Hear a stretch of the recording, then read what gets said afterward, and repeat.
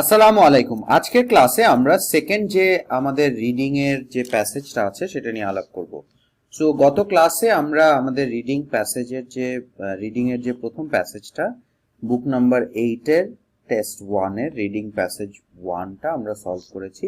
এখন reading passage 2টা আজকের ক্লাসে আমরা দেখব।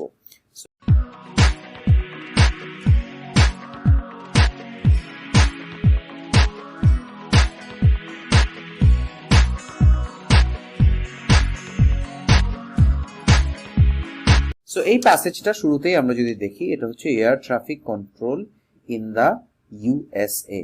তার মানে প্লেন যখন আকাশে ওড়ে একটা টিম থাকে যারা হচ্ছে এয়ারের ট্রাফিকটা কন্ট্রোল করে। যেরকম রাস্তাঘাটে ট্রাফিক পুলিশ থাকে, সেরকম এয়ার ট্রাফিকটা কন্ট্রোল করার জন্য একটা টিম থাকে। সো আমেরিকাতে বা ইউএসএ তে সেই এয়ার ট্রাফিক কন্ট্রোল এর যে টিমটা, ওইটাকে নিয়েই বেসিক্যালি, বা ওই এয়ার ট্রাফিক কন্ট্রোলের যে বিষয়গুলি সেগুলি নিয়েই মূলত এই একাডেমিক প্যাসেজটা। সো এয়ার ট্রাফিক কন্ট্রোলারদের কাজ হচ্ছে যে প্লেনদেরকে নির্দেশনা দেওয়া, যখন ল্যান্ডিং এর সময় বা উড্ডয়নের সময় কোন রানওয়েতে আপনি ল্যান্ড করবেন বা কোন জায়গা দিয়ে আপনি টেক অফ করবেন, বা যখন আপনি যাতায়াত করছেন সেই সময়টাতে দেখা যায় যে একটা প্লেনের সাথে যেন একটা প্লেনের কলিশন না হয়। যে কোনো ধরনের হেল্প প্লেন থেকে লাগে যখন, তখন এয়ার ট্রাফিক কন্ট্রোলারদের সাথে যোগাযোগ করা হয়। সো প্রথমেই আমরা এখানের প্রথম যে প্যারাগ্রাফটা এ নাম্বার, ওই প্যারাগ্রাফটা একটু দেখি। An accident that occurred in the skies over the Grand Canyon in 1956 resulted in the establishment of the Federal Aviation Administration FAA. তার মানে হচ্ছে গ্র্যান্ড ক্যানিয়ন নামে একটা খুব দর্শনীয় একটা জায়গা আছে আমেরিকা। সেই গ্র্যান্ড ক্যানিয়নের উপরের আকাশে 1956 সালে একটা অ্যাক্সিডেন্ট হয়েছিল, যেটার কারণেই ফেডারেল এভিয়েশন অ্যাডমিনিস্ট্রেশন নামে একটা সংস্থা আমেরিকার গভর্নমেন্ট সেটার প্রতিষ্ঠা করে। কি কারণে? To regulate and oversee the operation of aircraft in the skies over the United states. তার মানে হচ্ছে এটার কাজ ছিল যে যেসব প্লেন আকাশে উড়বে তাদের জিনিসগুলো দেখভাল করা। which were becoming quite congested. তার মানে আকাশে যখন অনেক প্লেন ওড়া শুরু করলো, তখন আকাশের পথটা একটু কনজাস্টেড হয়ে যাচ্ছিল। The resulting structure of air traffic control has greatly increased the safety of flight in the United States. তার মানে এটার কারণে আমেরিকাতে যে বিমান চলাচলের যে সেফটি, এটা অনেক বেড়ে গিয়েছে। and similar air traffic control procedures are also in place over much of the rest of the world. এবং তার দেখা দেখি পৃথিবীর বিভিন্ন অঞ্চলে, বিভিন্ন দেশে এয়ার ট্রাফিক কন্ট্রোলটা আমেরিকার যে প্রতিষ্ঠিত এফএএ, সেটার দেখা দেখি বিভিন্ন জায়গায় প্রতিষ্ঠিত হয়েছে।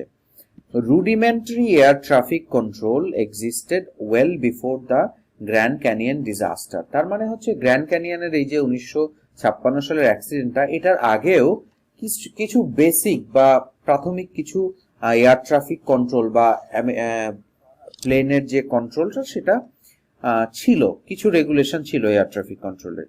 As early as the 1920s, the earliest air traffic controllers manually guided aircraft in the vicinity of the airports. মানে 1920 সাল এর আগেও, মানে 1920 সালেও যেমন এয়ার ট্রাফিক কন্ট্রোলাররা ছিল, তারা ম্যানুয়ালি প্লেনগুলোকে এয়ারপোর্টে নামার ব্যাপারে তারা নির্দেশনা দিত।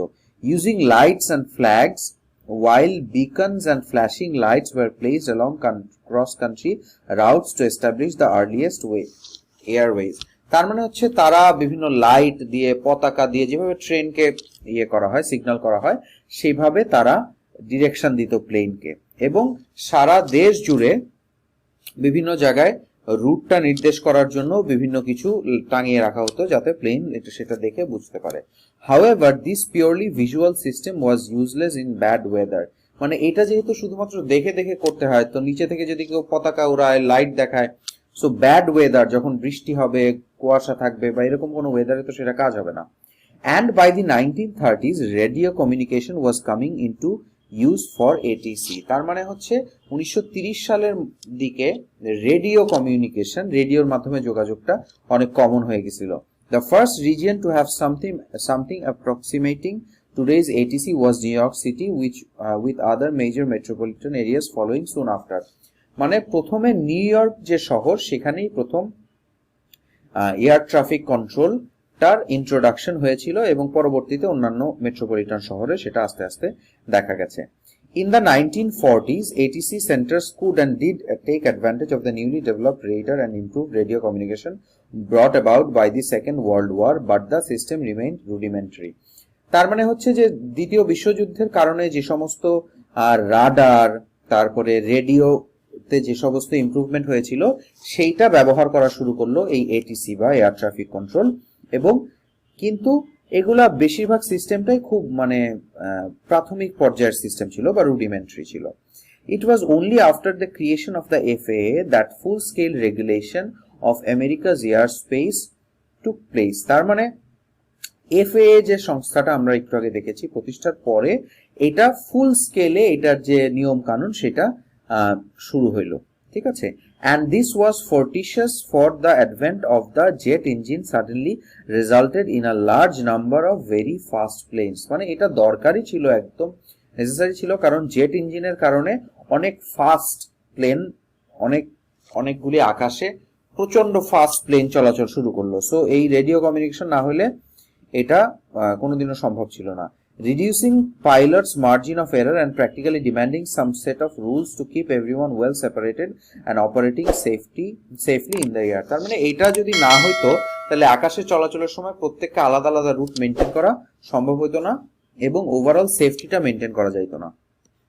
Many people think that ATC consists of a row of controllers sitting in front of their radar screens as the nation's airports, telling arriving and departing traffic what to do.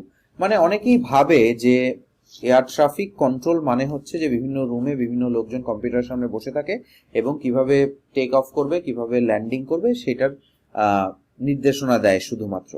This is a very incomplete part of the picture. এটা আসলে ATC যে air traffic control যে সংস্থাটা সেটার পুরো ব্যাপারটা বোঝায় না এটা দিয়ে। The FAA realized that the airspace over the United States would at any time have many different kinds of planes flying for many different purposes in a variety of weather conditions, and the same kind of structure was needed to accommodate all of them. মানে প্লেনে যে কোনো সময় আকাশে বিভিন্ন কারণে plane উঠছে, বিভিন্ন রকমের প্লেন উঠছে, বিভিন্ন জায়গা যাওয়ার জন্য প্লেন উঠছে, এবং একটা কমন স্ট্রাকচার বা একটা কমন অবকাঠামো দরকার ছিল তাদের সবাইকে একই সময় ওই জায়গাতে স্থান দেওয়া এবং তাদের নির্দেশনা দেওয়ার জন্য। To meet this challenge, the following elements were put into effect. এই চ্যালেঞ্জটা মোকাবেলা করার জন্য এই জিনিস করা হলো। First, ATC extends over virtually the entire United States.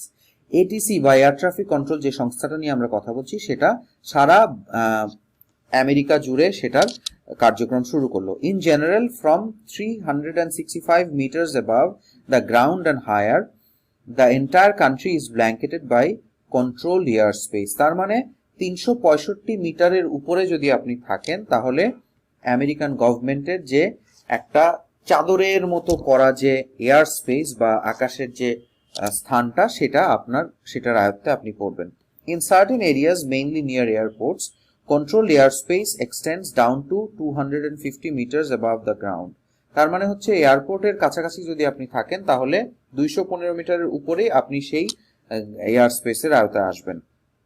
And in the immediate vicinity of an airport all the way down to the surface. মানে যদি আপনি এয়ারপোর্টের একদম উপরে থাকেন তাহলে একদম গ্রাউন্ড লেভেল পর্যন্ত আপনি এই এয়ার স্পেসের আওতায় থাকবেন। কন্ট্রোলড এয়ার স্পেস যেটাকে বলা হচ্ছে, এই জায়গাটা কন্ট্রোলড এয়ার স্পেস। এখানে আপনি চাইলেই আপনার ইচ্ছা মতো চলতে পারবেন না, ঠিক আছে। আপনি যদি নিজে নিয়ে একটা প্লেন নিয়ে উড়াতে থাকেন বা কোনো একটা ড্রোন আপনি উড়ান বা আকাশে উঠছে এমন কিছু, এইটা এই কন্ট্রোল এয়ার স্পেসের মধ্যে আপনাকে থাকলে এই রেগুলেশনগুলো বা এই নিয়ম কানুনগুলো আপনাকে মেনে চলতে হবে। Controlled air space is that air space in which FAA regulations apply. এই যে এয়ার স্পেসটাকেই কন্ট্রোল এয়ার স্পেস বলছে, যেটার মধ্যে FAA এই সংস্থার যে সমস্ত নিয়ম কানুন আছে সেগুলোকে যেটা অ্যাপ্লাই হয় ওইটার মধ্যে। Elsewhere in uncontrolled airspace, pilots are bound by fewer regulations. মানে আপনি যদি এই এরিয়ার মানে এই এয়ার স্পেসের ভিতরে না থাকেন তাহলে আপনি নিজে ইচ্ছা মতো চলতে পারবেন, ওটাতে খুব একটা আইন কানুন নাই। In this way, the recreational pilot who simply wishes to go flying for a while without all the restrictions imposed by the FAA has only to stay in uncontrolled airspace below 365 meters, while the pilot who does want the protection afforded by the ATC can easily enter the controlled airspace. তার মানে হচ্ছে কেউ যদি শখের বশে plane উড়াতে চায় তাকে বলা হয়েছে 365 মিটারের নিচে থাকার জন্য যেন এই FAA নিয়ম কানুনের ভিতরে আপনি না পড়েন, কিন্তু যদি আপনি চান তাহলে এর উপরে গিয়ে এর নিয়ম কানুনের আওতায় আপনি আসতে পারেন। The FAA then recognized two types of operating environments. দুই ধরনের কার্যপ্রণালীর পরিবেশ তারা নির্ধারণ করলো। In good meteorological conditions, flying would be permitted under visual flight rules. তার মানে যদি সবকিছু খুব মাটির কন্ডিশন বা সবকিছু খুব ভালো থাকে কন্ডিশন, তাহলে ভিজুয়াল ফ্লাইট রুল তাদের ক্ষেত্রে অ্যাপ্লাই হবে, which suggests a strong reliance on visual cues to maintain an acceptable level of safety.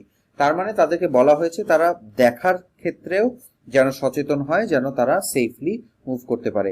Poor visibility necessitated a set of instrumental flight rules. তার মানে যখন দেখা যাবে না সেটার জন্য মেশিনের উপর রিলাই করতে হবে, under which the pilot relied on altitude and navigational information provided by the plane's instrument panel to fly safely. তার মানে যখন দেখা যাবে না তখন আপনি কত উপরে আছেন এবং আপনার আদার্স ইনফরমেশনের উপর রিলাই করে সেফটিটা মেনটেন করতে হবে। On a clear day, a pilot is controlled airspace can choose a VFR or IFR flight plan, and the FAA regulations were devised in a way which accommodates both VFR and VFR operations in the same airspace. তার মানে যদি আবহাওয়া ভালো থাকে তাহলে VFR এবং IFR এই দুইটা সিস্টেম আছে, যে কোনো একটা প্ল্যানে আপনি প্লেনটা চালাতে পারেন। However, a pilot can only choose to fly IFR if they possess an instrument rating which is above and beyond the basic pilot's license that must also be held. মানে IFR-টা চালাতে হলে আপনার একটা বিশেষ লাইসেন্স লাগবে।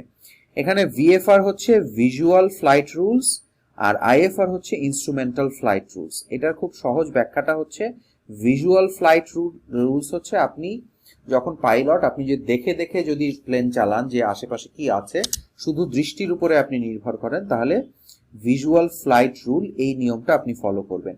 আর ইনস্ট্রুমেন্টাল ফ্লাইট রুল হচ্ছে আপনি যদি কত উপরে আছেন, যন্ত্র আপনাকে যে সমস্ত তথ্য দিচ্ছে সেটার উপর নির্ভর করে যদি চালান তাহলে আপনাকে IFR রুলটা বা ইনস্ট্রুমেন্টাল ফ্লাইট রুলটা ফলো করতে হবে। Controlled airspace is divided into several different types. Control যে এয়ার স্পেস, যেটা হচ্ছে যে নিয়মের আওতায় যে এয়ার স্পেস, এটাকে কয়েকটা বিভিন্ন রকমে ভাগ করা হয়েছে। Designated by letters of the alphabet, বিভিন্ন ইংলিশ অ্যালফাবেটের বিভিন্ন লেটার দিয়ে এটা নির্দেশ করা হয়েছে। Uncontrolled air space is designated class F. Uncontrol মানে 365 মিটারের নিচে যে সমস্ত এয়ার স্পেস বা বাতাসের জায়গা আছে সেখানে আপনার সেটার নাম দেওয়া হয়েছে class F. While controlled airspace below 5,490 meters above sea level and not in the vicinity of an airport is class E. তার মানে হচ্ছে যে কন্ট্রোল যে জায়গাটা যেটা FAA রেগুলেশন আন্ডারে সেটা যদি 5,490 মিটারের নিচে হয়, 5,490 মিটারের নিচে হয় মাটি থেকে, এবং সেটা যদি কোনো এয়ারপোর্টের কাছাকাছি না হয় তাহলে সেটার নাম হচ্ছে class E. Okay, all airspace above 5,490 meters is designated class A. 5,490 মিটারের উপরে সকল এয়ার স্পেসকে ক্লাস A নাম দেওয়া হয়েছে। The reason for the division of class E and class A airspace stems from the type of planes operating in them. মানে হচ্ছে এই যে ক্লাস E এবং ক্লাস A এই দুইটা প্রকার কেন করা হয়েছে, তার মানে হচ্ছে যে বিভিন্ন রকমের প্লেন তাদের যে প্লেনটা যে প্রকারের তার উপর ভিত্তি করে। Generally class E airspace is where one finds general aviation aircraft,